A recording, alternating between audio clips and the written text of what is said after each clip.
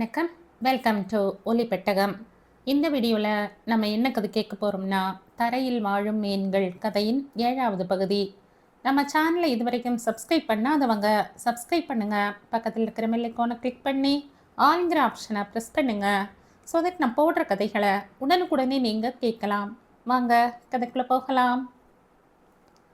தலையணையை சரி செய்துவிட்டு படுத்து கொண்டேன். உறக்கம் வருவதாக தெரியவில்லை. எங்கேயோ யாரோ நடந்து வரும் சத்தம் கேட்டது. சட்டென்று எழுந்து உட்கார்ந்தேன். வாசற்கதவு வெறுமே சாத்தியிருந்தது. உள்ளே யாராவது நுழைந்து விட்டார்களா? வீட்டில் என்னை தவிர யாரும் இல்லை என்று எவனாவது மோப்பம் பிடித்து உள்ளே வந்தால், என் கழுத்தை பிடித்து நெரித்தால், நகைகளை கொடுக்க சொல்லி மிரட்டினால், தனியாக இருந்தாலே என் மனம் வேண்டாத விஷயங்களை பற்றி யோசிக்கும். அதிலும் உடல்நிலை வேறு சரியில்லை. இருட்டு என்றால் எனக்கு ரொம்ப பயம். எந்த பொருளை பார்த்தாலும் கண்ணு மூக்கு காது இருப்பது போல தென்படும். எழுந்து போய் வாசற்கதவை சாத்திவிட்டு வரணும் என்று நினைத்தேன். ஆனால் கால்கள் ஒத்துழைக்க மறுத்தன. எங்கேயோ ஏதோ கீழே விழுந்த சப்தம் கேட்டது. தூக்கி வாரி போட்டது எனக்கு. மறுபடியும் ஏதாவது சத்தம் கேட்கிறதா என்று காதுகளை தீட்டிக் கொண்டு உட்கார்ந்தேன். ஆனால் எதுவும் கேட்கவில்லை. நிம்மதியாக மூச்சு விட்டு கொள்ள முன் மறுபடியும் எதையோ அறுக்கும் சத்தம். நான் விழித்து கொண்டிருப்பதை பார்த்துவிட்டு என்ன செய்வது என்று திருடன் யோசிக்கிறானோ? அறைக்குள் ஹரிக்கேன் விளக்கு வெளிச்சத்தில் இருந்த எனக்கு வெளியே இருட்டாக இருந்ததால் எதுவும் தென்படவில்லை. எப்படியோ தைரியத்தை திரட்டி கொண்டு விளக்கை உயர்த்தி பிடித்தபடி ஹாலுக்கு வந்தேன். விளக்கை பிடித்திருந்த என் கை ஜுரம் வந்தது போல் நடுங்குவதை என்னால் உணர முடிந்தது. என் சந்தேகம் வீண் போகவில்லை. முன்னறையில் ஜன்னலுக்கு பக்கத்து மூலையில் காலையில் ஆவி பிடிப்பதற்காக ராஜேஸ்வரி எனக்கு போர்த்திவிட்ட போர்வையை போர்த்தி கொண்டு யாரோ நின்று கொண்டிருந்தார்கள். உடல் முழுவதும் போர்வையால் மறைக்கப்பட்டிருந்தது. மஞ்சள் நிறத்தில் மின்னிக் கொண்டிருந்த 2 கண்கள் மட்டும் கொடூரமாக என்னையே பார்த்து கொண்டிருந்தன. யாரது? சத்தம் போட முயன்றேன். ஆனால் என் வாயில் இருந்து வார்த்தை வெளியே வரவில்லை. நான் நகர்ந்தால் என் மீது பாய்ந்து விடுவது போல் அந்த கண்கள் நிர்தாட்சண்யமாக பார்த்து கொண்டிருந்தன. எனக்கு உடல் முழுவதும் வியர்த்து கொட்டியது. நான் கத்தி கூச்சல் போட்டாலும், என் உயிருக்கே ஆபத்து வந்தாலும் என்னை காப்பாற்ற யாருமே வரப்போவதில்லை. ஊர் முழுவதும் நாடகம் நடக்கும் இடத்தில் குவிந்திருக்கிறது என்ற உண்மை புயலில் சிக்கிய இலையைப் போல் என்னை நடுங்க வைத்தது. நினைவு தப்பி கீழே விழப்போனேன். அதற்குள் வாசற்கதவு திறந்து கொண்டது. என்னையும் அறியாமல் அந்த பக்கம் பார்த்தேன். உள்ளே நுழைந்து கொண்டிருந்த கிருஷ்ணன் அப்படியே நின்று விட்டான். நான் அங்கே அந்த விதமாக நின்று கொண்டிருப்பது அவனுக்கு வித்தியாசமாக இருந்திருக்க வேண்டும். மீனா என்றான் புரியாதவன் போல் பார்த்து கொண்டே. கையில் இருந்த ஹரிக்கேன் விளக்கு எப்போது நழுவி கீழே விழுந்தது என்று கூட எனக்கு தெரியவில்லை. வீல் என்று கத்திக்கொண்டே 2 எட்டில் அவனை நெருங்கி இறுக்கமாக கட்டி பிடித்து கொண்டேன். என்ன என்ன நடந்தது? பதற்றத்துடன் கேட்டான். திருடன் அதோ அந்த மூலையில் என்றேன் நடுங்கும் குரலில். சுற்றிலும் இருட்டாக இருந்தாலும் அவனுக்கு வெகு சமீபத்தில் நின்றிருந்த எனக்கு அவனுடைய ஸ்பரிசம் தைரியத்தை அளித்தது. திருடனா? எங்கே? கொஞ்சம் இரு, நான் பார்க்கிறேன். கிருஷ்ணன் என் கைகளை விலக்க முயன்றான். வேண்டாம், போகாதே, ஒண்டி ஆளுநி. அவன் கையில் கத்தி கித்தி ஏதாவது இருந்தால்? அவனை நகர விடாமல் தடுத்தேன். தன்னை அறியாமலேயோ இல்லை வேண்டுமென்றேவோ ஒரு வினாடி அவன் கைகள் என்னை பலமாக மார்போடு அழுத்தி கொண்டன. அது பிரம்மையா இல்லை யதார்த்தமா என்று புரிந்து கொள்ள முடியாத அளவுக்கு வேகமாக நிகழ்ந்து முடிந்துவிட்டது. கிருஷ்ணன் என்னை விலக்கியபடி, இந்த வீட்டில் அவ்வளவு தைரியமாக எவனாவது நுழைந்து விடுவானா? அதையும் பார்த்து விடலாம். விளக்கு அணைந்து விட்டது, முதலில் அதை ஏற்றுகிறேன் என்றான். எனக்கு பயமாக இருக்கு. கிருஷ்ணன் கையை பலமாக பிடித்து கொண்டேன். நான் இருக்கும்போது கூடவா என்றான். அவன் குரல் வித்தியாசமாக ஒலித்தது. நான் அவன் கையை விடவில்லை. அவனும் இந்த முறை என் கையை விலக்க முயற்சி செய்யவில்லை. சட்டை பையில் இருந்த தீப்பெட்டியை எடுத்து திரியை சரி செய்து விளக்கை ஏற்றினான். எங்கே? இப்போது காட்டு என்றான். தோ அந்த மூலையில் தாழ்ந்த குரலில் சொல்லிக்கொண்டே சுட்டி காட்டினேன். விளக்கை பிடித்து கொண்டிருந்த கிருஷ்ணனின் கை லேசாக நடுங்குவது என் கவனத்தில் இருந்து தப்பவில்லை. கிருஷ்ணன் நான் காட்டிய மூலைக்கு சென்று போர்வையை காட்டி, இங்கேயா என்றான். ஆமாம் என்பது போல் தலையை அசைத்தேன். இப்போது அந்த கண்கள் தென்படவில்லை. ஆள் மட்டும் பதுங்கி இருப்பது தெரிந்தது. கிருஷ்ணன் அருகில் சென்று திடீர் என்று உரத்த குரலில் சிரித்தான். இதையா திருடன் என்று நினைத்தாய்? நல்ல ஆள்தான். கையால் போர்வையை இழுத்துவிட்டு உள்ளே இருந்ததை கீழே தள்ளினான். ஆங்காங்கே கிழிந்து பஞ்சு வெளியே நீட்டி கொண்டிருந்த பழைய மெத்தை சுருட்டிய நிலையில் சுவற்றில் சாய்த்து வைக்கப்பட்டிருந்தது. அதன் மீது பழைய துணி மூட்டை ஒன்று கிடந்தது. இத்தனை நாளும் இது கொட்டகையில் இருந்தது. மழையில் நனைகிறதே என்று அம்மா சத்தம் போட்டதால் சாமி கண்ணு கொண்டு வந்து இந்த மூலையில் சாய்த்து வைத்தான். பார்க்க நன்றாக இல்லை என்ற ராஜி கருப்பு போர்வையை அதன் மீது போர்த்தி விட்டாள். நீ பயந்ததோடு அல்லாமல் என்னையும் பயமுறுத்தி விட்டாய். நான் கண்களை அகல விரித்து அந்த மெத்தையை பார்த்தேன். அப்போ சற்று முன் நான் பார்த்த அந்த கண்கள், அது பிரம்மை இல்லையே. அதற்குள் மியாவ் மியாவ் என்ற சத்தம் கேட்டது. இருவரும் திரும்பி பார்த்தோம். நாற்காலியின் அடியில் கருப்பு பூனை இந்த பக்கம் பார்த்து கொண்டே கத்தியது. நான் பார்த்தது அதனுடைய கண்களைத்தான். இதையும் பார்த்து பயந்து விட்டாயா? கிருஷ்ணன் மறுபடியும் சிரித்தான். வெட்கமும் ரோஷமும் என்னை ஆட்கொண்டன. ரொம்பத்தான் கேலி செய்யாதே. சற்று முன் ஹரிக்கேன் விளக்கை பிடித்து கொண்டிருந்த உன் கை நடுங்கியதை நானும் பார்த்தேன் என்றேன். அது பயத்தினால் இல்லை, பின்ன? சிரித்து கொண்டிருந்த கிருஷ்ணனின் முகம் திடீரென்று சீரியஸாக மாறியது. நான் தான் வந்து விட்டேனே, இனி பயப்பட வேண்டியதில்லை. உள்ளே போய் படுத்துக்கொள், விளக்கை எடுத்து கொண்டு வருகிறேன் என்றான். இருவரும் அறைக்குள் வந்தோம். கிருஷ்ணன் விளக்கை ஸ்டூல் மீது வைத்தான். மறுபடியும் காலடி சத்தம் கேட்டது. கட்டில் மீது உட்கார்ந்திருந்தவள் சட்டென்று எழுந்து கொண்டேன். தோ காலடி சத்தம் என்றேன். கிருஷ்ணன் ஒரு நிமிடம் கூர்ந்து கேட்டான். மாடு கயிற்றை அவிழ்த்து கொண்டிருக்கும் என்று சொல்லிக்கொண்டே விளக்கையும் எடுத்துக்கொண்டு போய்விட்டான். இருட்டில் தனியாக நின்றிருந்த எனக்கு இந்த முறை பயமாக இருக்கவில்லை. நடந்ததை நினைத்து பார்க்கும்போது எப்படியோ இருந்தது. கிருஷ்ணன் என்னை பற்றி என்ன நினைத்து கொள்வான்? இனிமேல் உயிருக்கே ஆபத்து வந்தால் கூட பயப்படக்கூடாது. 10 நிமிடங்கள் கழித்து கிருஷ்ணன் திரும்பி வந்தான். அவன் முகம் ரொம்ப கம்பீரமாக இருந்தது. சற்று முன் நான் பயந்ததை பற்றி கேலி செய்து சிரித்த கிருஷ்ணன் இவன்தானா என்று தோன்றியது. அறைக்கு வந்த பிறகு அவன் என் பக்கம் பார்க்கவில்லை. விளக்கை மேஜை மீது வைத்துவிட்டு சாய்வு நாற்காலியில் அமர்ந்து கொண்டு பேப்பரை படித்து கொண்டிருந்தான். நான் அவனையே பார்த்து கொண்டிருந்தேன். விளக்கு வெளிச்சத்தில் அவன் முகம் இந்த உலகில் எதற்கும் ஈடு இல்லாத அளவுக்கு ரொம்ப அழகாக காட்சியளித்தது. கொஞ்ச நேரம் கழித்து அவன் பேப்பரை மடித்து வைத்து கொண்டே என் பக்கம் திரும்பி பார்த்தான். பார்வையை திருப்பிக் கொள்ளவும் எனக்கு அவகாசம் இருக்கவில்லை. தூக்கம் வரவில்லையா என்றான். இல்லை என்பது போல் தலையை அசைத்தேன். பேப்பரில் இனி படிப்பதற்கு எதுவும் இல்லை என்பது போல் மேஜை மீது வீசிவிட்டு எழுந்து ஜன்னல் அருகில் சென்றான். சட்டை பையில் இருந்த சிகரெட்டை எடுத்து பற்ற வைத்தான். நீ சிகரெட் பிடிப்பாயா? நம்ப முடியாதவள் போல் வியப்புடன் கேட்டேன். எப்பொழுதாவது பிடிப்பேன். எதற்காக கேட்கிறாய்? ஒன்றுமில்லை. இதுவரையில் நீ சிகரெட் பிடிப்பதை நான் பார்த்ததே இல்லை. எந்த பழக்கமாக இருந்தாலும் நாம் அதற்கு அடிமையாகாமல் அதை நம் கட்டுப்பாட்டுக்குள் வைத்து கொண்டால் பிரச்சனை இருக்காது. நான் பதில் சொல்லவில்லை. ரொம்ப நாள் கழித்து நகத்தை கடிக்க வேண்டிய தேவை ஏற்பட்டது எனக்கு. சமீபத்தில் அந்த பழக்கத்தையே மறந்து விட்டிருந்தேன். கல்யாண விஷயமாக ராஜி ஏதாவது சொன்னாளா? திடீரென்று கிருஷ்ணன் கேட்டான். அப்படி என்றால்? அதான், அந்த மாப்பிள்ளையை பற்றி அவள் என்ன நினைக்கிறாள்? என்னிடம் கேட்பானேன்? உன் தங்கையிடமே கேட்டிருக்கலாமே. கேட்டேன். இருந்தாலும் கிருஷ்ணன் சகஜமாக பேசியதும் என்னுடைய கூச்சமும் தயக்கமும் விலகிவிட்டன. அவளுடைய விருப்பு வெறுப்புகளுக்கு இந்த வீட்டில் மதிப்பு இருக்கிறதா என்று கேட்டேன். ஏன் இல்லாமல்? அப்போ இந்த வரனை விட்டுவிடு. கிருஷ்ணன் அதிர்ச்சி அடைந்தவன் போல் என்னை பார்த்தான். ராஜையிடம் நீயே சுயமாக கேட்டிருக்கிறாய். அவளும் பதில் சொல்லியிருக்கிறாள். அப்படியும் உனக்கு நம்பிக்கை இல்லை. அதனால் என்னிடம் கேட்கிறாய், அப்படித்தானே? ஆமாம் என்பது போல் தலையை அசைத்தான். ராஜி சொன்ன பதிலில் உனக்கே நம்பிக்கை இல்லாத போது என்னிடம் கேட்டு தெரிந்து கொண்டு என்ன செய்ய போகிறாய்? கிருஷ்ணன் பதில் சொல்லாம் முடியாதவன் போல் பார்த்துவிட்டு இன்னொரு சிகரெட்டை பற்ற வைத்து கொண்டான். முதலில் இந்த கேள்விக்கு பதில் சொல்லு. சுந்தரியை நீ மனப்பூர்வமாக சம்மதித்துத்தான் திருமணம் செய்து கொள்கிறாயா? தீக்குச்சியை வெளியே எரிய போனவன் அப்படியே விரைப்பாக நின்று விட்டான். உண்மையை சொல்லு. குரலை உயர்த்தி அழுத்தமாக கேட்டேன். இது என்ன கேள்வி? கேட்க வேண்டிய கேள்விதான். நீ விரும்பியது அந்த பெண்ணையா, இல்லை அந்த பெண்ணின் சொத்தையா? எதுவாக இருந்தால் என்ன? கணவனாக என் கடமைகளை நான் ஒழுங்காக செய்ய முடிந்தால் அந்த கேள்விக்கே இடம் இல்லை. கணவனின் கடமைகள் என்றால் மனைவிக்கு வேண்டியதெல்லாம் தருவது. வேண்டியதெல்லாம் என்றால்? கிருஷ்ணன் என்னை கூர்ந்து பார்த்துவிட்டு கோபமாக முகத்தை திருப்பி கொண்டான். வேண்டியதெல்லாம் கொடுப்பது என்றால் அதில் மனம் என்பது ரொம்ப முக்கியமானது என்றும் அதுதான் முதலிடம் வகிக்கும் என்றும் உனக்கு தெரியுமா? கிருஷ்ணன் விரட்டென்று திரும்பினான். தெரியும். அது மட்டுமே இல்லை. 199 பெண்கள் கணவன் என்றால் குழந்தைகளை, நகைகளை, சொத்து சுகத்தை தருபவன் என்ற எண்ணம் முட்டாள்கள் என்றும் தெரியும். கோடியில் ஒருத்திக்கோ ஒருத்தனுக்கோ தவிர இந்த காலத்தில் யாருக்கும் மனதை பற்றிய அக்கறையோ கவலையோ இருக்காது. நான் கேட்டது ராஜேஸ்வரியை பற்றி, என்னை பற்றி இல்லை. எதிர்பாராத விதமாக அவன் காட்டிய இந்த ஆவேசத்திற்கு ஒரு வினாடி திகைத்து போனாலும் அவன் கோபத்திற்கு பயப்படாதவள் போல் நானும் குரலை உயர்த்தினேன்.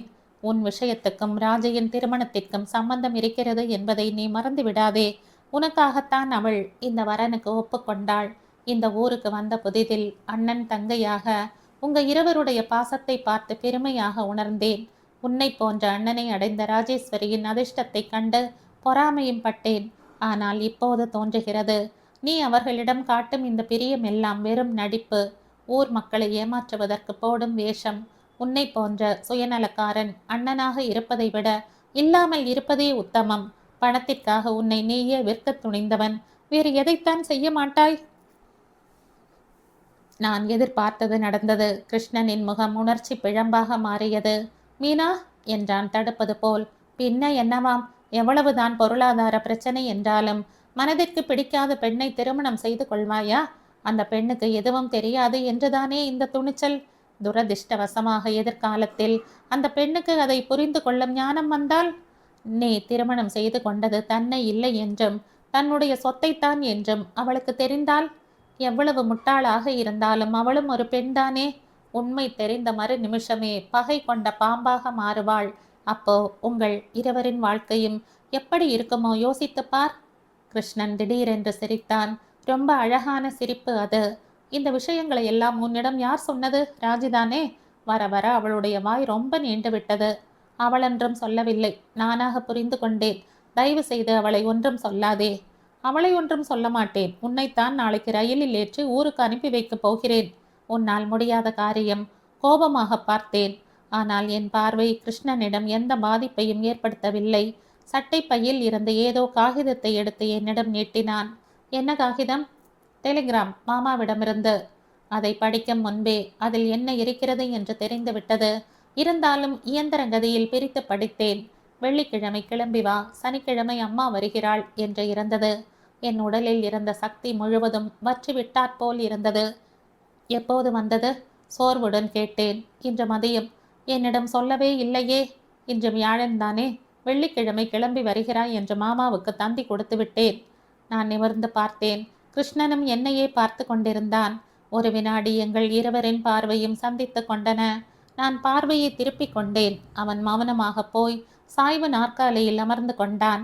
அன்று இரவு எனக்கு உறக்கம் வரவில்லை. திடீரென்று என் கனவு ஏதோ கலைந்து விட்டது போல் தோன்றியது. மறுநாள் காலையில் நான் விழித்து கொள்ளும் முன் கிருஷ்ணன் குளியலை முடித்து கொண்டு வெளியே போய்விட்டான். வீட்டில் இருப்பவர்களுக்கும் அக்கம் பக்கத்தில் இருக்கும் எல்லோருக்கும் அன்று மதியம் நான் புறப்பட போகும் விஷயம் தெரிந்துவிட்டது. நேரம் வேகமாக ஓடிக்கொண்டிருந்தது. அத்தை சீக்கிரமாக சமையல் செய்து எனக்கு சாப்பாடு போட்டாள். 12 மணி ஆகும்போது கிருஷ்ணன் வந்தான். நான் கிளம்ப போவது தெரிந்து மங்கம்மா வந்தாள். எங்க அப்பாவிடம் தெரிவிக்க சொல்லி ஏதேதோ விஷயங்களை சொல்லி கொண்டிருந்தாள். நான் இந்த காதால் கேட்டு அந்த காதால் வெளியேற்றி கொண்டிருந்தேன். ராஜே என்னுடைய உடைகளை சூட்கேஸில் அழகாக அடுக்கி வைத்தாள். நானும் புடவையை மாற்றிக்கொண்டு தயாரானேன். அத்தை முக்காலையின் மீது உட்கார சொன்னாள். மணி என்னிடம் சந்தனம் குங்குமத்தை நீட்டினாள். ராஜி ஒரு தட்டில் புடவை, ரவிக்கை மற்றும் பூ பழங்களை வைத்து என்னிடம் தந்தாள். இதெல்லாம் எதுக்கு என்றேன். ஏதோ எங்களுடைய சக்திக்கு ஏற்றாற்போல் என்றாள் அத்தை. எடுத்துக்கொள் பெண்ணே, அத்தை வீட்டுக்கு முதல் முறையாக வந்திருக்கிறாய், மங்கம்மா சொன்னாள். தட்டை பெற்றுக்கொண்டேன். அதில் வெள்ளை நிறத்தில் ஜரிகை புடவையும் ரவிக்கை துணியும் இருந்தன. யாருடைய செலக்ஷன் என்றேன். வேறு யாருடையது? அண்ணாவுடையதுதான். புடவையை உடுத்திக்கொள் அண்ணே. உன் புடவைகளுடன் ஒப்பிட்டால் இது சாதாரணமானது. இருந்தாலும் நான் சட்டென்று ராஜையின் வாயை பொத்தினேன். உள்ளே போய் புது புடவையை உடுத்தி கொண்டு வந்தேன். விலை அதிகம் இல்லாவிட்டாலும் மெத்தென்று அழகாக ஜரிகை வேலைப்பாடுடன் இருந்தது. புத்தாடைகளை அணிந்து கொண்டால் அப்பா அம்மாவின் கால்களில் விழுந்து வணங்கி ஆசிகள் பெறுவது என் வழக்கம். அதான் யாரும் சொல்லாமலேயே அத்தையின் கால்களுக்கு வணங்கினேன். பக்கத்திலேயே இருந்த மங்கம்மாவின் கால்களிலும் விழுந்து வணங்கினேன். அந்த அம்மாள் மகிழ்ச்சியில் திக்கு முக்க ஆடிவிட்டாள். விருந்து சாப்பாட்டுக்கு கட்டாயம் அழைக்கணும், மறந்து விடாதே என்றாள். நானும் ராஜியும் ஒருவரை ஒருவர் பார்த்து சிரித்து கொண்டோம். விருந்து சாப்பாடு என்றால் என்னவென்று இப்போது எனக்கு தெரியும். உன் அத்தானிடமும் ஆசிகளை பெற்றுக்கொள் என்றாள் மங்கம்மா. எதுக்கு, அதெல்லாம் கிராமத்து பழக்கம் என்றாள் அத்தை. யாரோ வந்ததால் கிருஷ்ணன் வராண்டாவில் நின்று அவர்களிடம் பேசிக் கொண்டிருந்தான். அவனிடம் எனக்கு சின்ன வேலையும் இருந்தது. அப்பா கொடுத்தார் என்று கை கடிகாரம் வாங்கிக் கொள்வதற்காக பணமாக கொடுத்து விடலாம் என்று எண்ணி இருந்தேன். அறைக்குள் போகும் முன், மணி, உங்கள் அண்ணாவை ஒரு தடவை நான் கூப்பிட்டதாக சொல்லு என்றேன். பெட்டியில் இருந்த பணத்தை எடுத்து கையில் தயாராக வைத்து கொண்டேன். கிருஷ்ணன் உள்ளே வந்தான். பொது புடவையில் இருந்த அவன் தலை முதல் கால் வரையிலும் பரிசீலித்ததை நான் உணராமல் இல்லை. அவன் கண்களில் திருப்தி வெளிப்படையாக தென்பட்டது. இந்த புடவை உனக்கு ரொம்ப நன்றாக இருக்கு என்றான். தேங்க்ஸ். வந்த வேலை முடிந்து விட்டது போல் அவன் திரும்ப போனான். ஒரு நிமிஷம் என்றேன். என் பக்கம் திரும்பி என்ன விஷயம் என்று கேட்டான். ஊருக்கு கிளம்ப போகிறேன். மகாராணியாக இருக்க சொல்லி என்னை வாழ்த்த மாட்டாயா? கிருஷ்ணன் சிரித்தான். நான் வாழ்த்தினாலும் வாழ்த்தாவிட்டாலும் நீ மகாராணிதான். அவனுடைய சிரிப்பு, பேச்சில் இருந்த சகஜபாவம் எல்லாம் சேர்ந்து என்னை அவன் அருகில் போக சொல்லி தூண்டிவிட்டன. நேற்று இரவு இருட்டில் பயத்தில் நான் அவனை அணைத்து கொண்ட போது அவன் கைகள் என்னை மார்போடு அழுத்தி கொண்டது நினைவுக்கு வந்தது. அது உண்மையா இல்லை என்னுடைய பிரம்மையா? இப்போது ஒரு முறை அவன் என்னை தொட்டால் எனக்கு புரிந்துவிடும். என் மனதில் மறுபடியும் மறுபடியும் அந்த நிகழ்ச்சிதான் அலை பாய்ந்து கொண்டிருந்தது. கிருஷ்ணன் என் மனக்கலவரத்தை உணர்ந்தானோ இல்லையோ தெரியாது. அந்த வாய்ப்பை மட்டும் தரவில்லை. அருகில் சென்ற கால்களில் விழுந்து வணங்கப் போனேன். வேண்டாம் வேண்டாம் என்று தொலைவாக சென்று விட்டான். ஒரு விஷயம் கேட்கிறேன், உண்மையை சொல்லு என்றேன். நீ எதை கேட்டாலும் உண்மையைத்தான் சொல்வேன். என்னை பற்றி உனக்கு எல்லாமே தெரியும். இந்த புடவையை கட்டிக்கொள்ளும் தகுதி உண்மையிலேயே எனக்கு இருக்கிறதா? ஒரு நிமிடம் அவன் பதில் பேசவில்லை. பிறகு மிருது கம்பீரமான குரலில் சொன்னான். மீனா, நீ அந்த மாதிரி வேண்டாத யோசனைகள் எதுவும் வைத்து கொள்ளாதே. மாமன் மகளாக இந்த வீட்டில் உனக்கு எல்லா தகுதியும் அதிகாரமும் இருக்கிறது. நான் பார்வையை தரையில் பதித்தேன். அவன் இப்படி பேசுவதை விட என்னை கேலி செய்து ஏளனம் புரிந்திருந்தால் நன்றாக இருந்திருக்கும். வெளியில் அவர்கள் காத்திருக்கிறார்கள். நான் போகட்டுமா? பிரியமான நபரிடம் அனுமதி கேட்கும் தோரணையில் கேட்டான். இந்த பணத்தை வாங்கிக்கொள். பணமா? எதுக்கு? அவன் குரலில் இருந்த மென்மை காணாமல் போய்விட்டது. நெற்றியை சொலித்து கொண்டே கேட்டான். வாட்ச் வாங்கிக் கொள்ள. மற்றவர்களிடமிருந்து பரிசுகள் வாங்கிக் கொள்வதற்கு நான் ஒன்றும் சின்ன குழந்தை இல்லை. வீட்டுக்கு மூத்த மகனாக இருப்பதால் கொடுப்பதை தவிர வாங்கிக் கொள்ளும் பழக்கம் இல்லை. நீ வாங்கிக் கொண்டுதான் ஆகணும், பிடிவாதமாக சொன்னேன். கிருஷ்ணன் ஒரு நிமிடம் பணத்தையும் என் முகத்தையும் மாறி மாறி பார்த்தான். பிறகு கடினமான குரலில், நீ இங்கே தங்கி இருந்ததற்கு விலை கொடுக்கிறாய் என்றால் கட்டாயம் வாங்கிக் கொள்கிறேன். ஆனால் இது லாட்ஜ் இல்லை என்பது என்னுடைய பணிவான வேண்டுகோள் என்றான். சட்டென்று கையை பின்னால் எடுத்து கொண்டேன். நிமிர்ந்து அவன் முகத்தை பார்த்தேன். அவனும் கண் இமைக்காமல் என்னையே பார்த்து கொண்டிருந்தான். காயப்பட்டு விட்ட மனம் அவன் கண்களில் பிரதிபலித்து கொண்டிருந்தது. இங்கே உனக்கு வருத்தம் தரக்கூடிய நிகழ்ச்சிகள் ஏதாவது இருந்தால் இங்கேயே மறந்துவிடு. எங்களை பற்றிய சந்தோஷமான நினைவுகளை மட்டுமே நீ எடுத்துக்கொண்டு போகணும். என்னால் பதில் சொல்ல முடியவில்லை. வரட்டுமா? வெளியே ஆட்கள் காத்திருக்கிறார்கள். அவர்களை அனுப்பினால் தவிர உன்னுடன் கிளம்ப முடியாது என்று சொல்லிவிட்டு பதிலுக்காக காத்திருக்காமல் வெளியேறிவிட்டான். பதுமை போல் நின்று விட்டேன். முட்டாள் பட்டிக்காடு. பேச தெரியாதவன் என்று நான் எண்ணி இருந்த கிருஷ்ணன் தானா இது? இவனுக்கு இவ்வளவு மென்மையாக அழகாக பேச தெரியுமா? அண்ணி, என்ன செய்கிறாய்? ராஜே தஞ்சாவூர் கதம்பத்தை கையில் எடுத்துக்கொண்டு உள்ளே வந்தாள். பூச்சரத்தை என் தலையில் வைத்து கொண்டே, எங்களை நினைவில் வைத்திருப்பாய் இல்லையா என்றாள். சட்டென்று திரும்பி அவள் கன்னத்தில் முத்தம் பதித்தேன். காலை முதல் பார்த்து கொண்டுதான் இருந்தேன். அவள் முகம் வாடியிருந்தது. உன்னை மறக்க முடியுமா ராஜே என்றேன். நீ கிளம்பி போனால் கொஞ்ச நாட்களுக்கு எனக்கு பைத்தியம் பிடித்தாற்போல் இருக்கும் என்றாள். நான் பெரிய பெரிய கடிதங்களாக எழுதுகிறேன். உண்மையாகவா?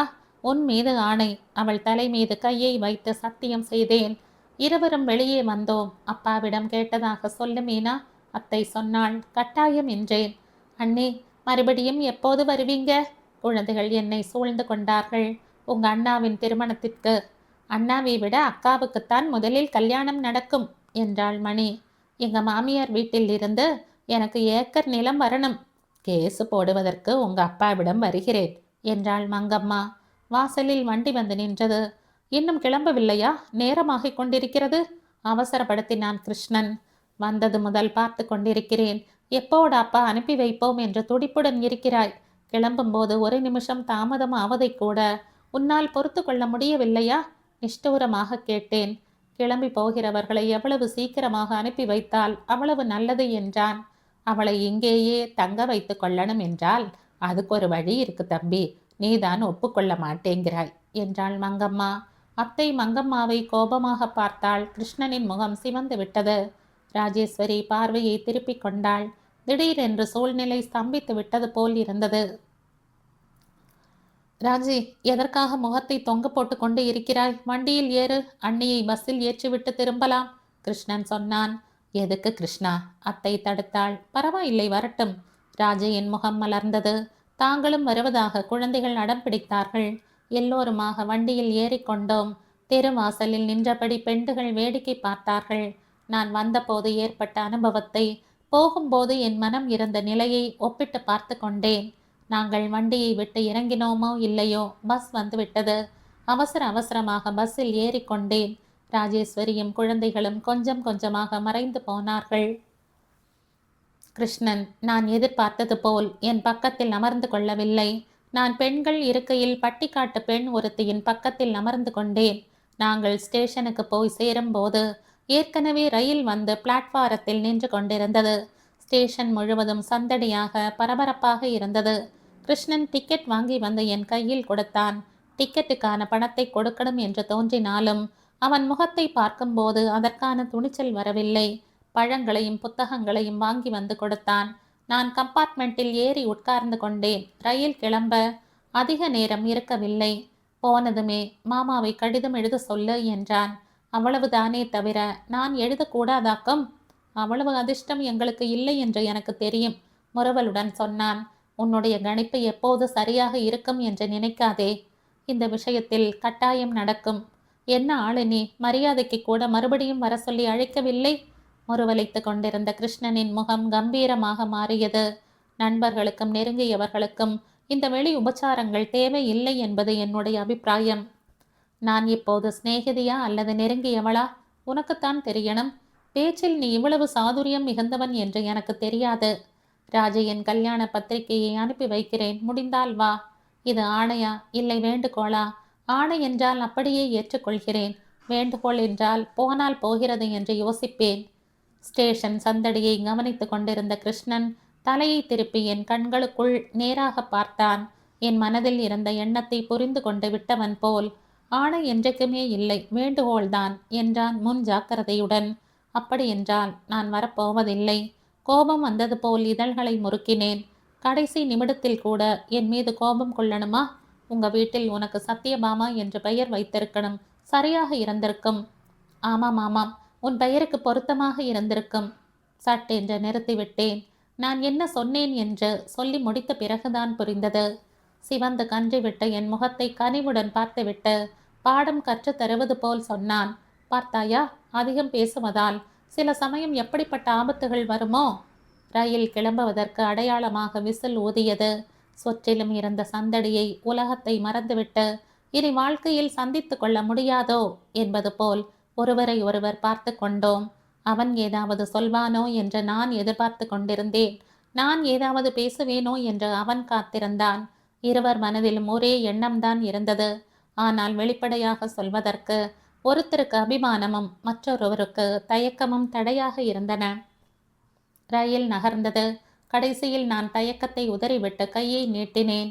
அவன் பற்றி கொள்ள போனான். அதற்குள் ரயில் நகரத் தொடங்கியதால் நான் இருந்த பெட்டி முன்னால் நகர்ந்தது. கிருஷ்ணன் பின் தங்கிவிட்டான். ரயில் வேகத்தை எட்டியது.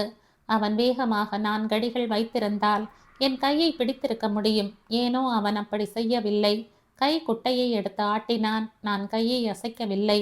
ஏமாற்றம் அடைந்தவள் போல் அப்படியே பார்த்து கொண்டிருந்தேன். கிருஷ்ணனின் உருவம் கொஞ்சம் கொஞ்சமாக மக்கள் கூட்டத்தோடு கலந்து விட்டது. என்ன ஆச்சரியம், நீ மறுபடியும் இதே ரயிலில் வந்து கொண்டிருக்கிறாயா? திடுக்கிட்டு திரும்பி பார்த்தேன். வைரத்தோடு பேசரியுடன் நீல வண்ண மடிசார் புடவையில் பட்டா மாமி. நான் முறுவலித்தேன். மாமி அருகில் வந்து உட்கார்ந்து கொண்டாள். நான் கம்பார்ட்மெண்ட்டில் ஏறிய போது மாமி பாத்ரூமுக்கு சென்று இருந்ததால் என்னை பார்க்கவில்லை. மகளை பார்த்துவிட்டு வரும்போது தஞ்சாவூரில் இருக்கும் அக்காவை பார்க்கணும் என்று இறங்கினாளாம். தஞ்சாவூருக்கு வந்து 2 நாளாகிறதாம். பெரிய கோவிலுக்கு போய்விட்டு வந்தாளாம். மாமி ஏதேதோ சொல்லிக்கொண்டே இருந்தாள். ஆனால் எதுவுமே என் காதில் விழவில்லை. தாங்க முடியாத சோர்வு என்னை ஆட்கொண்டது. தஞ்சாவூரை விட்டு விலக விலக அழகான கனவு ஏதோ கலைந்தது போல் எனக்கு விருப்பமில்லாத உலகில் நிர்பந்தமாக வேறு வழி இல்லாமல் நுழைவது போல் தோன்றியது. கூட்ஸ் வண்டி ஒன்று தடம் புரண்டு விட்டதால் நான் பயணித்து கொண்டிருந்த ரயில் தாமதமாகிவிட்டது. பட்டாமாமி வெற்றிலையை போட்டுக்கொண்டே நடுநடுவில் வேதாந்தம் பேசி கொண்டிருந்தாள். எனக்கு காலமே நின்று விட்டது போல் இருந்தது. 2 மணி நேரமாக ரயில் ஒரே இடத்தில் நின்று விட்டதால் எரிச்சலும் கோபமும் ஏற்பட்டாலும் வேறு வழி இல்லாமல் பயணிகள் உட்கார்ந்திருந்தார்கள். எல்லோருடைய பொறுமையையும் சோதித்துவிட்ட கடைசியில் ஒரு வழியாக ரயில் புறப்பட்டது. தாம்பரம் ஸ்டேஷன் வரப்போகிறது. என்னையும் அறியாமல் என் மனதில் கவலை குடிகொண்டது. வானத்தில் சுதந்திரமாக சுற்றிய பறவை மறுபடியும் கூண்டுக்குள் அடைப்படுவது போல் தோன்றியது. உன் முகம் ரொம்ப வாடியிருக்கு, களைப்பாக இருக்கிறதா? மாமி கேட்டாள். வலிந்த சிரிப்பை உதிர்த்துவிட்டு ஆமாம் என்பது போல் தலையை அசைத்தேன். என்னுடன் தாம்பரத்திலேயே இறங்கிவிடேன், ஏற்கனவே தாமதமாகிவிட்டது என்றாள் மாமி. மாமியின் தங்கை தாம்பரம் ஸ்டேஷனுக்கு அருகிலேயே குடியிருக்கிறாளாம். என்னிடம் எக்மோர் வரையிலும் டிக்கெட் இருக்கு, அப்பா அங்கே காரை எடுத்துக்கொண்டு வருவார் என்றேன். அப்படி என்றால் சரி, உங்க அப்பாவை கேட்டேன் என்று சொல்லு. 2 பேரும் கட்டாயம் எங்கள் வீட்டுக்கு வாங்க. மாமி 10வது முறையாக அழைப்பு விடுத்தாள். நான் தலையை அசைத்தேன். ரயில் தாம்பரத்தில் வந்து நின்றது. தனக்காக யாராவது வந்திருக்கிறார்களா என்று ஜன்னல் வழியாக பார்த்து கொண்டிருந்த மாமி திடீரென்று என் பக்கம் திரும்பி, தோ உங்க அப்பா இங்கேயே வந்துவிட்டார் என்றாள். சட்டென்று நானும் ஜன்னல் வழியாக வெளியே பார்த்தேன். மாமி சொன்னது உண்மைதான். அப்பா எனக்காக ஒவ்வொரு பெட்டியாக பார்த்து கொண்டே வேகமாக வந்து கொண்டிருந்தார்.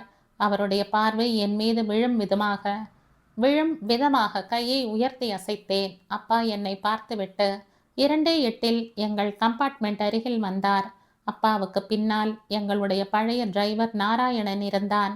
அப்பா பெட்டிக்குள் ஏறி என் லக்கேஜை கீழே இறக்க சொல்லி நாராயணனிடம் சொன்னார். வணக்கம் ஐயா, நன்றாக இருக்கீங்களா? மாமி குசலம் விசாரித்ததும் அப்பா சட்டென்று திரும்பினார். மாமியை பார்த்ததும் அப்பாவின் கண்களில் நட்பும் அன்பும் வெளிப்பட்டன. பதில் வணக்கம் தெரிவித்துவிட்டு, எங்கிருந்து வரீங்க என்று கேட்டார். ராமேஸ்வரத்தில் மகளை பார்த்துவிட்டு வருகிறேன் என்று சொல்லிவிட்டு மாமி முறுவலுடன், உங்க மகள் அப்படியே உங்களுடைய ஜாடை, குணத்திலும் உங்களை கொண்டிருக்கிறாள். கொஞ்சம் கூட ராங்கி இல்லை. நன்றாக பேசிக்கொண்டே வந்தோம் என்றாள். தேங்க்ஸ். அப்போ மீனாவுக்கு நல்ல கம்பெனி தான் கிடைச்சிருக்கு. அப்பா விடை பெற்று கொண்டார். மகளையும் அழைத்து கொண்டு எங்கள் வீட்டுக்கு வரணும், மாமி சொன்னாள். கட்டாயம் வருகிறோம். மீனா, சீக்கிரம் இறங்குமா. அப்பா பெட்டியில் இருந்து இறங்கினார். அப்பாவின் பின்னால் நானும் இறங்கிக் கொண்டேன். இருவரும் பிளாட்பாரத்தின் மீது நடந்து கொண்டிருந்தோம். உங்க அம்மா டில்லியில் இருந்து வருகிறாள். உன்னை கட்டாயம் ஏர்போர்ட்டுக்கு அழைத்து வர சொல்லி டெலிகிராம் கொடுத்திருக்கிறாள். நாம் இப்போது நேராக ஏர்போர்ட்டுக்கு போய் கொண்டிருக்கிறோம் என்றார் அப்பா. திடுக்கிட்டார் போல் பார்த்தேன். ரயிலை விட்டு இறங்கினேனோ இல்லையோ, அதற்குள் ஆணைகள் வரத் தொடங்கிவிட்டன. ரொம்ப களைப்பாக இருக்கு டாடி, நேராக வீட்டுக்கு போகலாம், என் விருப்பமின்மையை தெரிவித்தேன். இல்லை மீனா, உங்க அம்மா காரணம் இல்லாமல் எந்த வேலையையும் செய்ய மாட்டாள். முதலில் தான் வரப்போவதாக டெலிகிராம் கொடுத்தாள். பிறகு மறக்காமல் உன்னையும் அழைத்து வர சொல்லி 2வது டெலிகிராம் கொடுத்திருக்கிறாள். உங்க அம்மா ஊருக்கு வரும்போதே ஏமாற்றம் அளித்து அவளுக்கு கோபம் வரும் விதமாக நடந்து கொள்வதில் எனக்கு விருப்பம் இல்லை என்று சொல்லிக்கொண்டே அப்பா என்னை வெயிட்டிங் ரூமுக்கு அழைத்து சென்றார். அப்பா சொன்னபடி 5 நிமிடங்களில் முகம் அலம்பி தலையை வாரிக்கொண்டு வெளியே வந்தேன். இந்த புடவை, கசங்கி இருந்த புடவையை பார்த்து கொண்டே சந்தேகமாக கேட்டேன். பரவாயில்லை, நன்றாகத்தான் இருக்கு, நேரமாகிவிட்டது, சீக்கிரமா வா, அவசரப்படுத்தினார். பின்னால் இருந்து யாரோ துரத்தி கொண்டு வருவது போல் இருவரும் வேகமாக வெளியே வந்தோம். வெளியே பார்க் செய்திருந்த காரின் அருகில் சென்ற நான் டிரைவிங் சீட்டில் அமரப்போன அப்பாவை பார்த்துவிட்டு, நாராயணன் எங்கே என்று கேட்டேன். வீட்டுக்கு அனுப்பிவிட்டேன், அப்பா சொன்னார். நான் அமர்ந்து கொண்டதும் கார் வேகமாக புறப்பட்டது. அமைதியான சூழ்நிலையில் இருந்துவிட்டு வந்த எனக்கு ஜன நெரிசல் அதிகமாக இருந்த நகரத்தின் சாலைகள் புதியதாக தோன்றின. அப்பா டிரைவ் செய்து கொண்டே, ரயில் தாமதமாக வருகிறது என்று தெரிந்தபோது எனக்கு உயிரே போய்விட்டது போல் இருந்தது. நீ வந்து சேரும் வரையில் இருப்பே கொள்ளவில்லை என்றார். என்னால் நேரத்திற்கு வர முடியாமல் போயிருந்தால் என்ன செய்திருப்பீங்க டாடி? அப்பாவின் முகம் சீரியஸாக மாறியது. இடது கையால் கண்ணாடியை சரி செய்து கொண்டார். என்ன செய்திருப்பேனா? டிரைவரை வண்டியுடன் அனுப்பிவிட்டு நாம் இருவரும் எங்கேயோ போயிருப்பதாகவும் மாலையில் தான் திரும்புவோம் என்றும் சொல்வேன். நீ வரும் வரையில் ஸ்டேஷனில் தவம் கிடந்திருப்பேன். Thank God. மனதிலேயே கடவுளுக்கு நன்றியை தெரிவித்து கொண்டேன். என்னால் அப்பாவுக்கு எந்த பிரச்சனையும் வருவதை நான் விரும்பவில்லை. திருநாக மாமி ஊரில் இருந்து வந்து விட்டாளா? பதற்றத்துடன் கேட்டேன். மாமி இன்னும் வரவில்லை. 10 நாட்கள் கழித்து வர சொல்லி கடிதம் எழுதி போட்டுவிட்டு பணத்தையும் அனுப்பிவிட்டேன். அப்பாடா. நிம்மதியாக மூச்சு விட்டு கொண்டே பின்னால் சாய்ந்து உட்கார போனவள் வீல் என்று கத்திவிட்டேன். என்ன ஆச்சு? அப்பா பதற்றத்துடன் கேட்டுக்கொண்டே பிரேக் போட்டு காரை நிறுத்தினார். பின்னால் டிக்கியில் என் பெட்டி படுக்கை. பயந்து கொண்டே சொன்னேன்.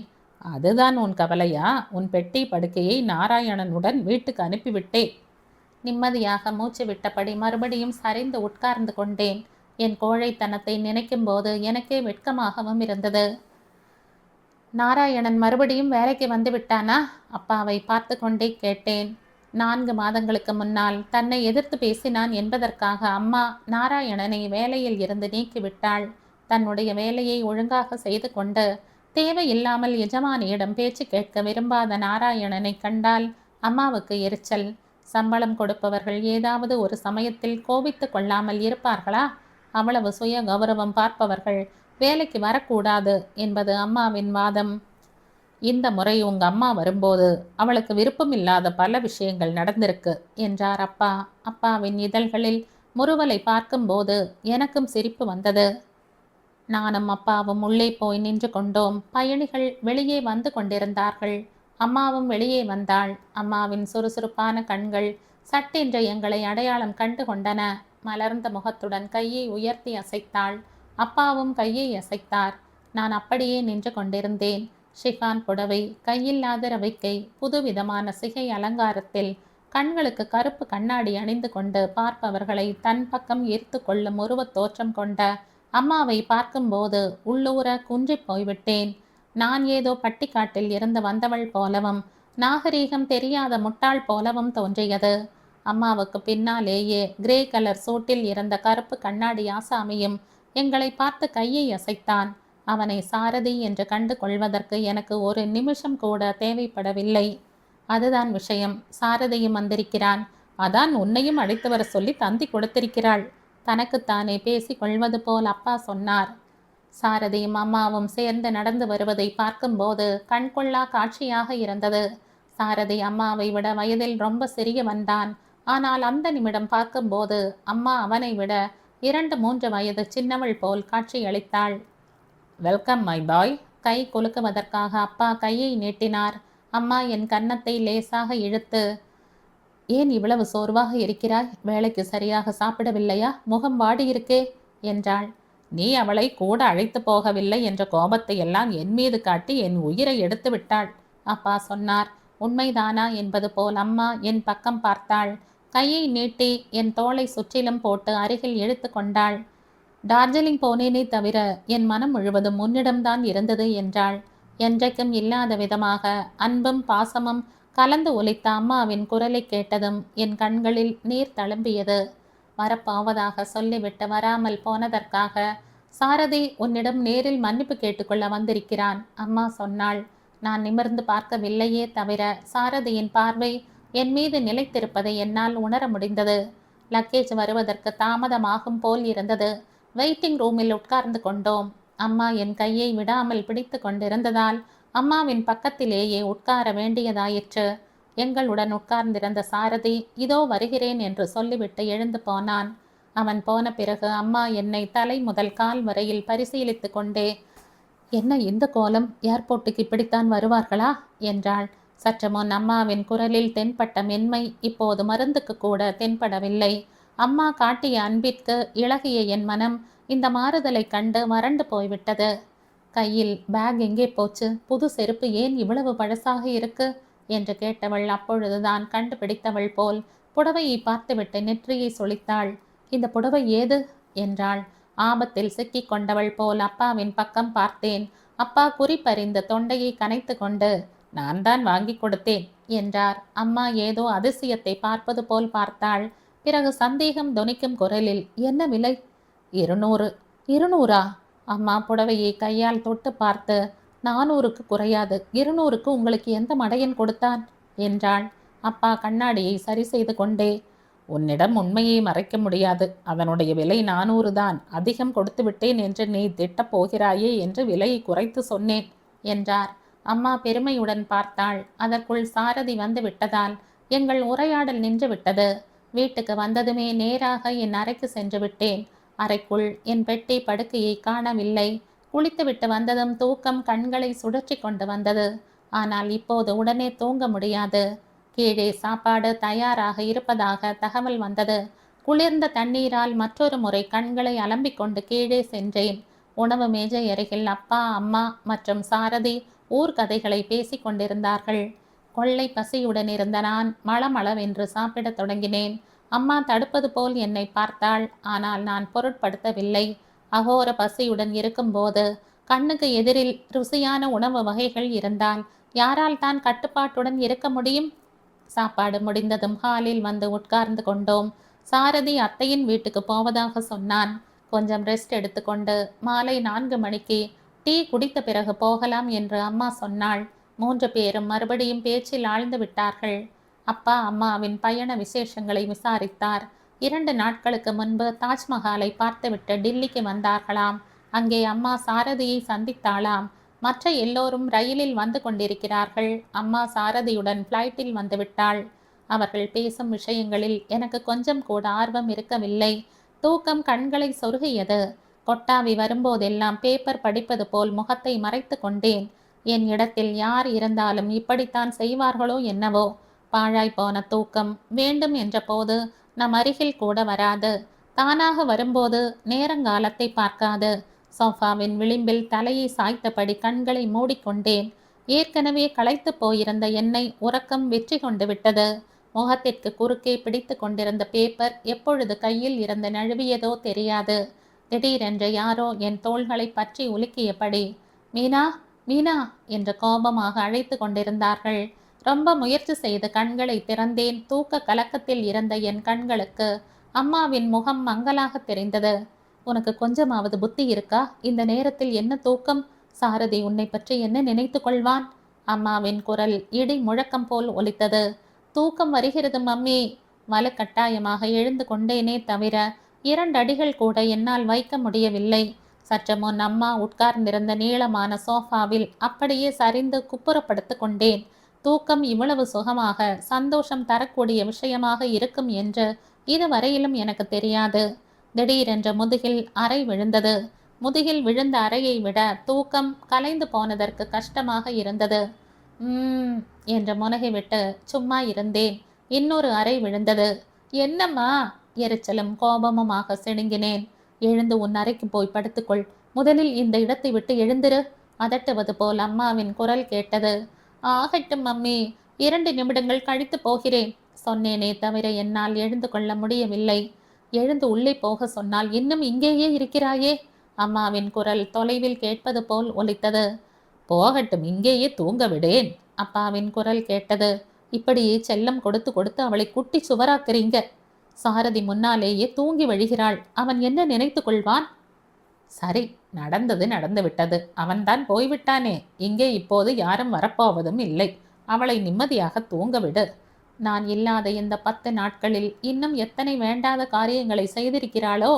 அப்பா அதற்கு என்ன பதில் சொன்னாரோ என் காதில் விழவில்லை. மறுபடியும் தூக்கம் என்னை தழுவி கொண்டது.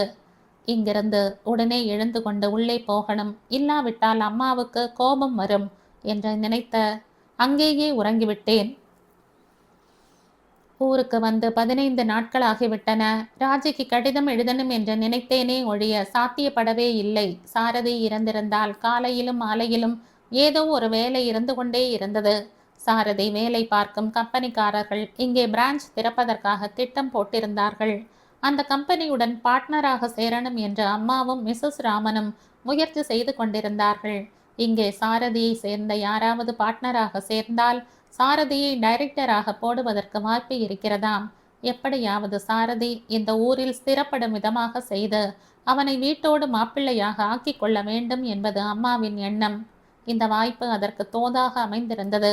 எங்கள் வீட்டிலும் மிஸ்ஸஸ் ராமன் வீட்டிலும் எவ்வளவு நெருங்கிவிட்டோம் என்றால், புதிதாக ஏதாவது உணவு தயாரித்தாலோ ஊறுகாய் போட்டாலோ பரஸ்பரம் அனுப்பி வைத்து கொண்டிருந்தோம். அம்மா வந்ததுமே நான் மெலட்டூருக்கு போய்விட்டு வந்த விஷயத்தை தானே சொல்லி விடுவதாக அப்பா சொல்லி இருந்தார். ஆனால் அம்மா தனியாக வராமல் சாரதியை உடன் அழைத்து கொண்டு வந்ததால் சாத்தியப்படவில்லை. அதோடு அம்மா வந்த 2வது நாளே அம்மாவுக்கும் அப்பாவுக்கும் நடுவில் டிரைவர் நாராயணன் விஷயமாக சண்டை ஏற்பட்டது. ஒரு தடவை வேலையை விட்டு நீக்கிய பிறகு மறுபடியும் வேலைக்கு எடுத்துக்கொள்வதாவது நாம் அவனுக்கு தாழ்ந்து போய்விட மாட்டோமா என்றாள் அம்மா. குழந்தை குட்டியுடன் வேலை கிடைக்காமல் திண்டாடி கொண்டிருக்கிறான். மனைவி பிரசவத்திற்கு தயாராக இருக்கிறாள். கையில் காலணா இல்லை. இந்த நேரத்தில் நாம் அவனுக்கு ஆதரவு கொடுத்தால் நம்மிடம் விசுவாசமாக இருப்பான். அவனுக்கு தலை கனம் ஜாஸ்தி. அப்படிப்பட்டவர்களை கண்டால் எனக்கு எரிச்சல். தலை கனம் வேறு, சுய கௌரவம் வேறு. சுய கௌரவத்துடன் இருப்பவர்களை மதிப்புடன் நடத்த நாம் கற்றுக்கொள்ளணும். இத்தனை வருடங்களுக்கு பிறகு உங்களிடமிருந்து நான் பாடம் கற்றுக்கொள்ள வேண்டுமா? அவனிடம் உங்களுக்கு அவ்வளவு இரக்கம் இருந்தால் வேறு இடத்தில் வேலைக்கு ஏற்பாடு செய்யுங்கள். நம் வீட்டில் வேலை செய்ய நான் சம்மதிக்க மாட்டேன். நான் வாக்கு கொடுத்து விட்டேன்.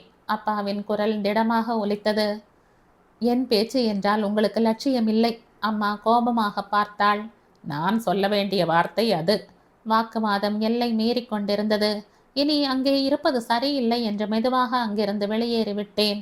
பாரபட்சம் என்று யோசித்து பார்த்தால் அப்பா சொன்னதில் நியாயம் இருப்பதாக எனக்கு தோன்றியது. நாராயணனுக்கு ரோஷமும் அபிமானமும் அதிகம்தான். ஆனால் மற்ற டிரைவர்களைப் போல் அடிக்கடி லீவு போட மாட்டான். காரை ரொம்ப கவனமாக பார்த்து கொள்வான். தன் பக்கம் எந்த தவறும் இல்லாதபடி பொறுப்பாக நடந்து கொள்வான். மற்ற டிரைவர்கள் அப்படி இல்லை. அம்மாவின் முன்னால் ரொம்ப பணிவுடன் இருப்பது போல் காட்டிக்கொள்வார்கள். அவர்களுடைய நடிப்பில் ஏமாந்து போன அம்மா அவர்களை ஒன்றும் சொல்ல மாட்டாள். அதனால் சின்ன சின்ன நஷ்டங்களும் இடைஞ்சல்களும் ஏற்பட்டு கொண்டிருந்தன. என்னுடைய அறையில் புத்தகத்தை புரட்டியபடி உட்கார்ந்திருந்தேன். ரொம்ப நேரம் கழித்து அம்மா வேகமாக என் அறையை கடந்து கொண்டே, இதெல்லாம் என் தலையெழுத்து என்ற அழுகையை அடக்கி கொண்ட குரலில் புலம்பியது காதில் விழுந்தது. அன்று இரவு அம்மா அப்பா இருவருமே சாப்பிடவில்லை. இதற்கு முன்பு இப்படி நடந்த போதெல்லாம் எப்போதும் ஏதோ ஒரு பிரச்சனைதான் என்ற எரிச்சலுடன் என் அறைக்கு போய் கதவை சாத்தி கொள்வேன். ஆனால் இந்த முறை அப்படி நினைக்கவில்லை. கோபத்தில் இருக்கும் அம்மாவிடம் பேச்சு கொடுத்தால் இன்னும் கோபம் வருமே என்று பயப்படவும் இல்லை.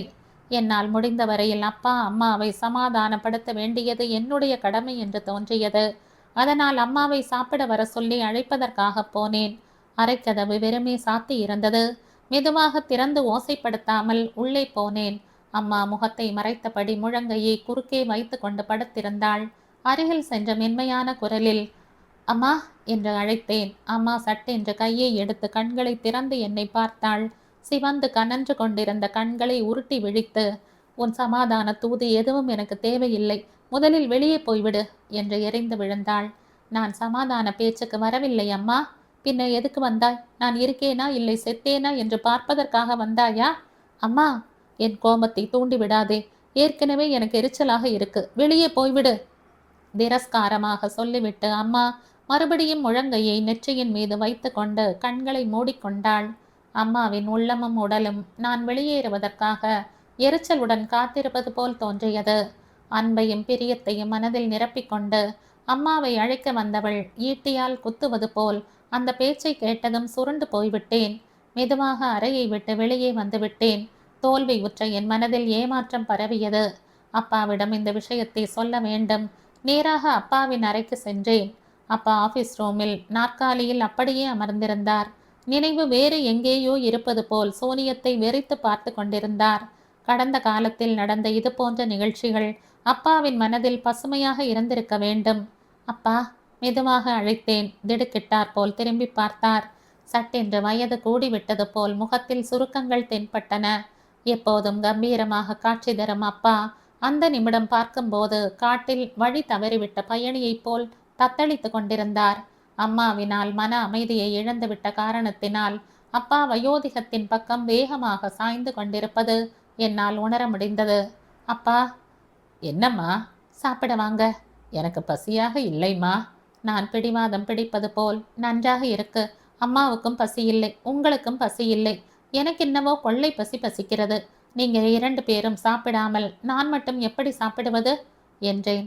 அப்பா என்னை ஒரு நிமிடம் கூர்ந்து பார்த்தார். என்ன நினைத்து கொண்டாரோ என்னவோ, உடனே எழுந்து கொண்டு வா போகலாம் என்றார். இருவரும் உணவு மேஜை அருகில் வந்தோம். திருநாகம் மாமி இல்லாததால் புது சமையல்காரி 8 மணிக்குள் சமையலை முடித்து மேஜை மீது வைத்துவிட்டு போய்விட்டாள். எங்க இருவருக்கும் தட்டை வைத்து பரிமாறினேன். அப்பா கையை அலம்பிக் கொண்டு வந்து உட்கார்ந்து கொண்டார். நீங்க சாப்பிடுங்க, தோ வருகிறேன். ஃப்ரிட்ஜில் இருந்து 2 ஆப்பிளை எடுத்து கத்தியால் நறுக்கத் தொடங்கினேன். எனக்கு எதுவும் வேண்டாம்மா, சாம்பார் மட்டும் போதும். அப்பா ஒரு கரண்டி சாம்பார் போட்டு கொண்டு சாப்பிடத் தொடங்கினார். நான் கத்தியால் ஆப்பிளின் மேல் தோலை சீவிக்கொண்டே, அப்பா நேற்று இரவு எனக்கு கனவு வந்தது என்றேன். என்ன கனவு? ஆர்வத்துடன் கேட்டார். அப்பாவின் சுபாவமே அப்படித்தான். நான் என்ன சொன்னாலும் கை வேலையை நிறுத்திவிட்டு சிரத்தையுடன் கேட்டுக்கொள்வார். மெலட்டூர் மங்கம்மா நம் வீட்டுக்கு வந்தாங்களாம். டேய் ஆனந்தா, என்னை நினைவு இருக்கா இல்லையான்னு கூச்சல் போட்டு கொண்டிருந்தாளாம். அப்பா சிரித்து விட்டார். மங்கா அசாத்திய கெட்டிக்காரி, அப்படி செய்தாலும் செய்வாள். ஒரு கால் உண்மையிலேயே அந்த அம்மாள் நம் வீட்டுக்கு வந்தால் என்ன செய்வீங்க டாடி? அப்பா பதில் சொல்லவில்லை. எனக்கு கனவு வந்த விஷயம் பொய்தான் என்றாலும், கற்பனையாக ஜோடித்து சொல்லப்பட்ட விஷயம்தான் என்றாலும், அப்பாவின் முகத்தில் வேதனை கொஞ்சம் குறைந்ததை பார்த்தபோது திருப்தியாக இருந்தது. என்ன டாடி, நெய் போட்டு கொள்ளாமலேயே சாப்பிட்றீங்க?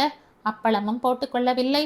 ஆப்பிள் துண்டங்களை தட்டில் அப்பாவின் பக்கத்தில் வைத்துவிட்டு நெய் கிண்ணத்தை எடுத்து அப்பாவுக்கு பரிமாறினேன். போதும் போதும் என்று அப்பா சொல்லிக் கொண்டிருந்தார். அதற்குள் வாசல் அருகில் சந்தடி கேட்டது. உள்ளே வரப்போன அம்மா திடீரென்று வாசல் அருகிலேயே நின்று விட்டாள். கோபமும் ரோஷமும் ஒன்றாக சேர அம்மாவின் உடல் ஆவேசத்தால் நடுங்கிக் கொண்டிருந்தது. புருவங்களை உயர்த்தி பேஷ் என்றாள். நானும் அப்பாவும் ஒருவரையொருவர் பார்த்து கொண்டோம்.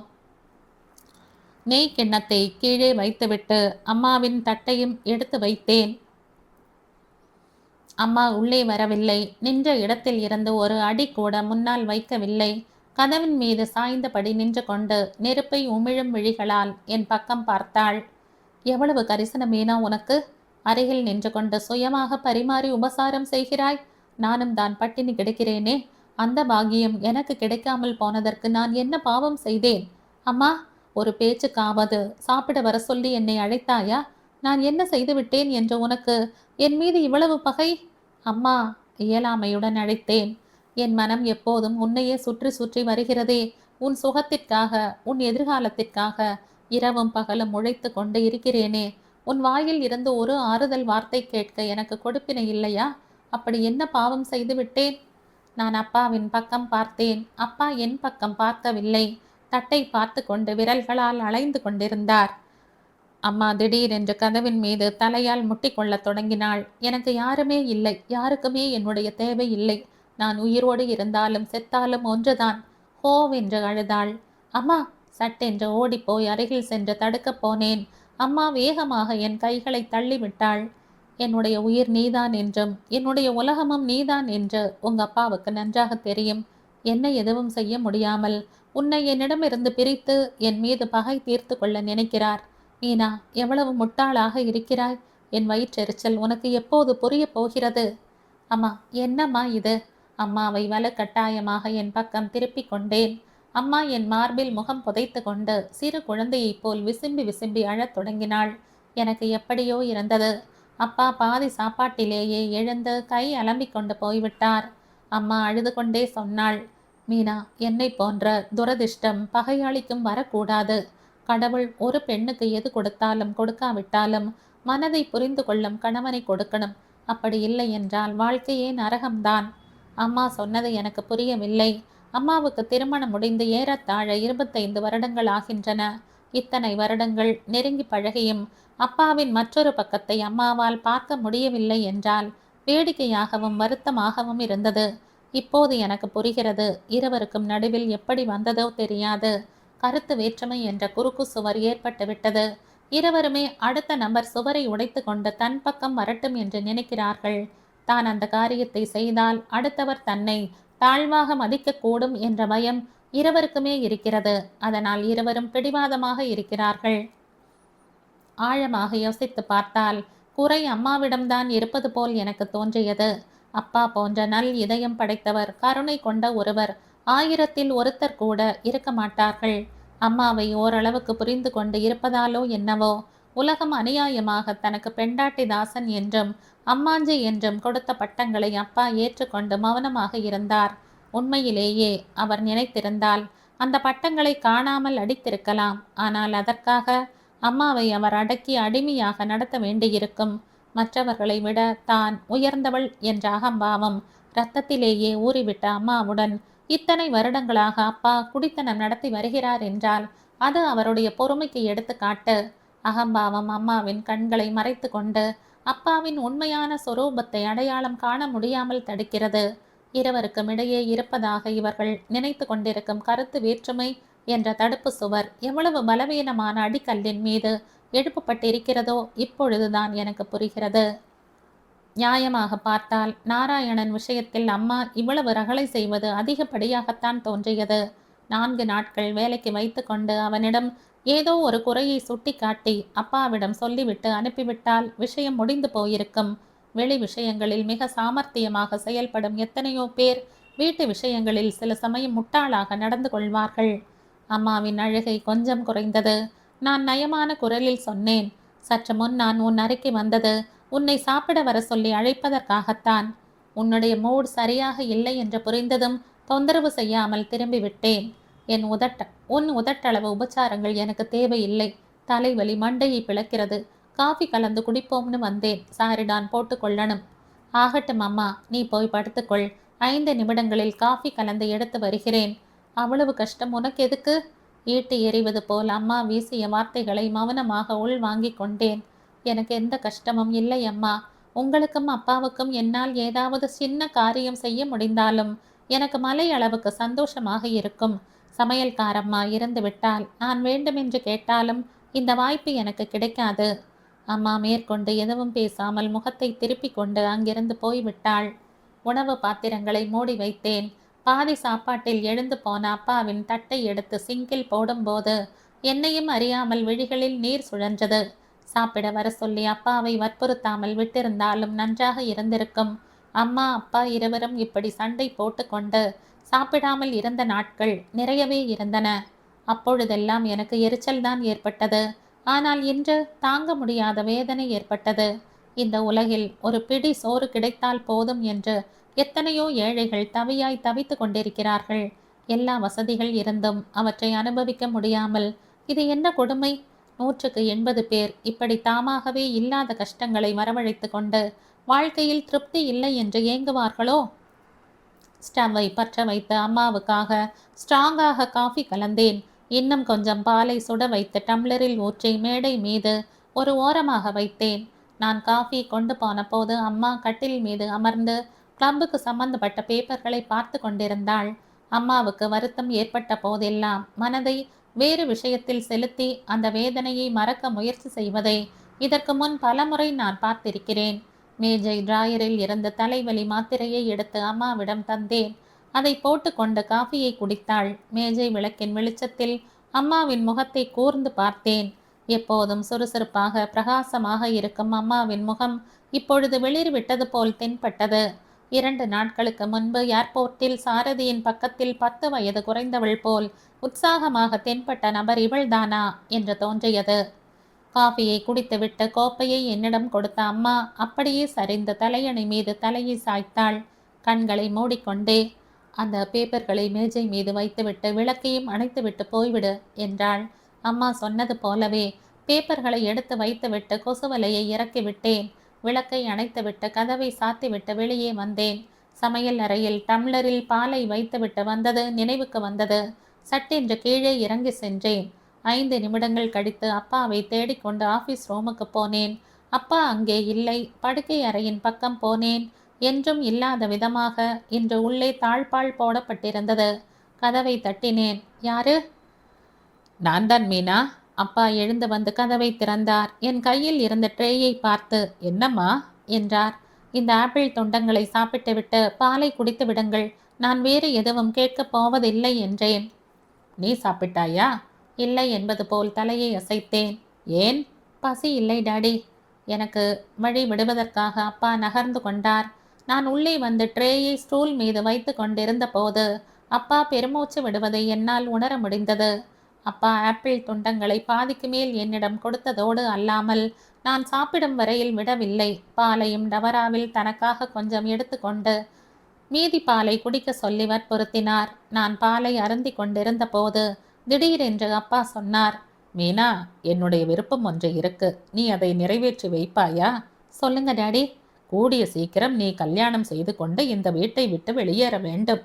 வியப்புடன் நிமிர்ந்து பார்த்தேன். அப்பாவின் கண்களில் வேதனை குடிக்கொண்டிருந்தது. ஆமாம் மீனா, உன்னுடைய கல்யாணம் சீக்கிரமாக நடக்க வேண்டும். ஆனால் அம்மாவுக்கு என்னை வேறு வீட்டுக்கு அனுப்பும் எண்ணம் இல்லையே. நீ ஏற்படுத்திக்கொள்.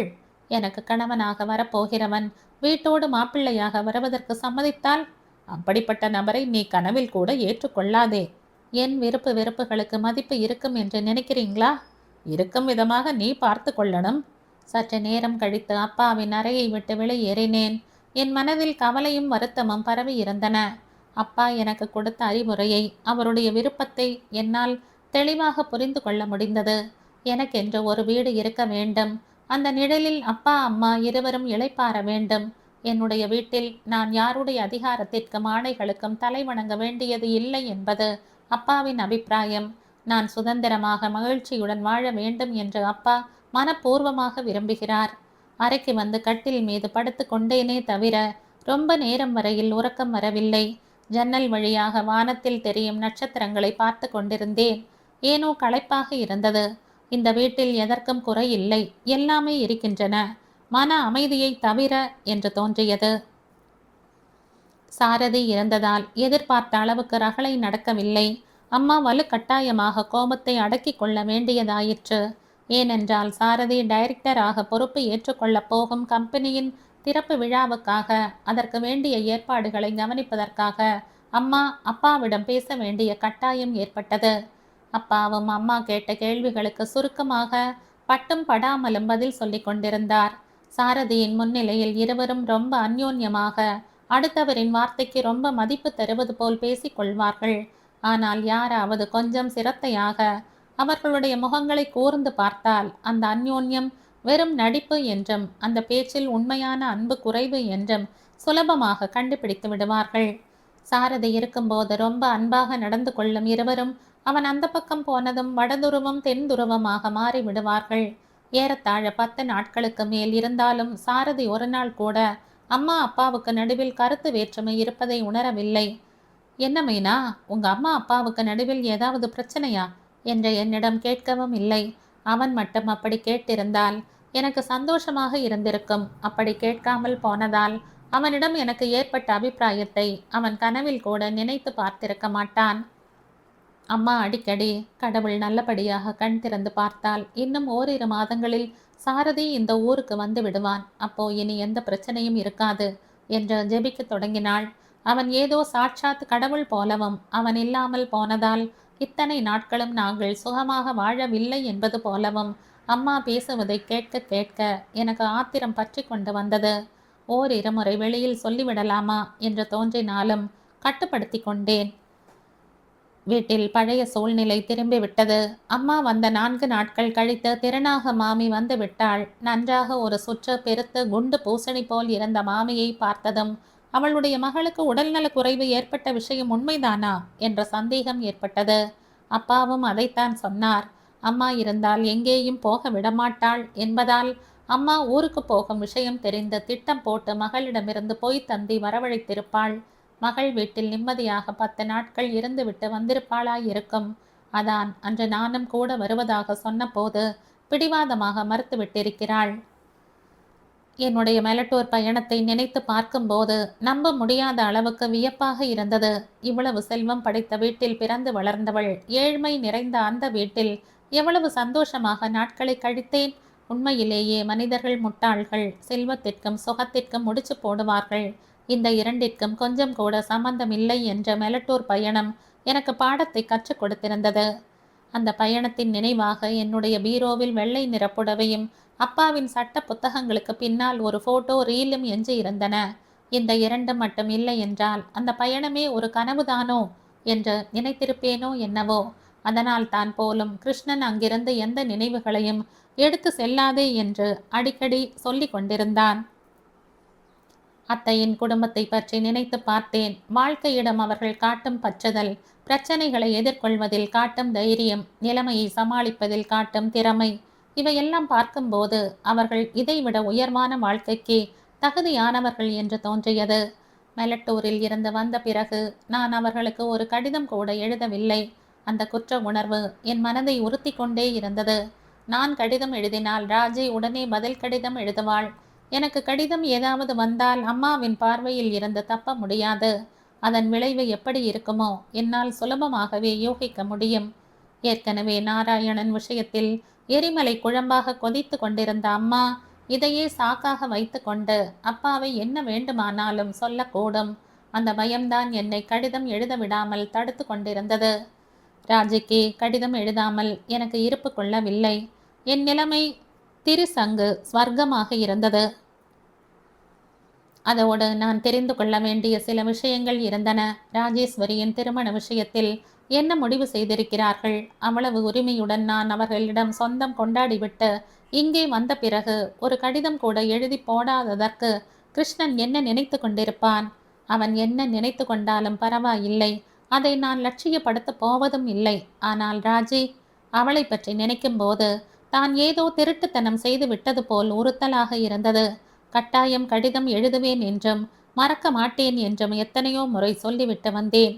அவர்களுடைய கல்மிஷமில்லாத அன்புக்கு எடுத்துக்காட்டாக இருந்த வெள்ளை நிற புடவை என்னை கேலி செய்வது போல் இருந்தது. இந்த கதையின் தொடர்ச்சியை அடுத்த பதிவில் கேட்கலாம். நன்றி.